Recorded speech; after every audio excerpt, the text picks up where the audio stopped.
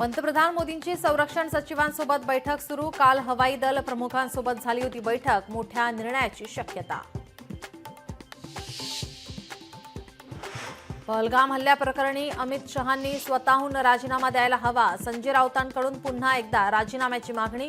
तर संकट काळात सोबत राहण्याच्या लायकीचं सरकार नसल्याचं म्हणत केंद्र सरकारवरही घणाघात। पाकिस्तानकडून सलग 11व्या दिवशी शस्त्रसंधीचं उल्लंघन। एलओसीवर पाकिस्तानकडून सलग 11व्या दिवशी गोळीबार। भारतीय सैन्याचं पाकिस्तानला चोख प्रत्युत्तर। भारताच्या आक्रमक भूमिकेमुळे पाकिस्तान घाबरला। पाकिस्तानी राष्ट्रपतींनी बोलावली विशेष अधिवेशन। इस्लामाबादमध्ये आज संध्याकाळी 5 वाजता अधिवेशन। शिवसेना राष्ट्रवादीनंतर आता भाजपाच्या निशाण्यावर काँग्रेस। काँग्रेसला फोडा, काँग्रेस रिकामी करा। चंद्रशेखर बावनकुळेंचा भाजप पदाधिकाऱ्यांना कानमंत्र। थोड्याच वेळात वक्फ कायद्याविरोधातील याचिकांवर सुनावणी। सर्वोच्च न्यायालयातील सुनावणीकडे सर्वांचे लक्ष।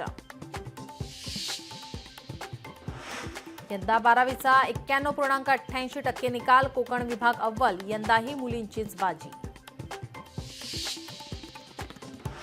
अक्षय शिंदे एन्काउंटर प्रकरण। सुप्रीम कोर्टाचा राज्य सरकारला दिलासा। नव्याने एफआयआर दाखल करण्याची गरज नाही।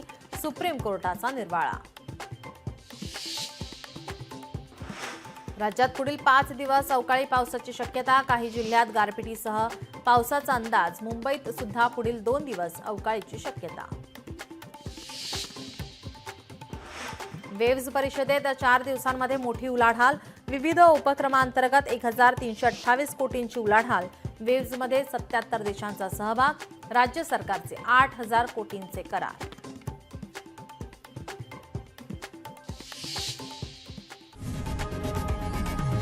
लोकशाही मराठी ऐका, पहा, जागरूक रहा।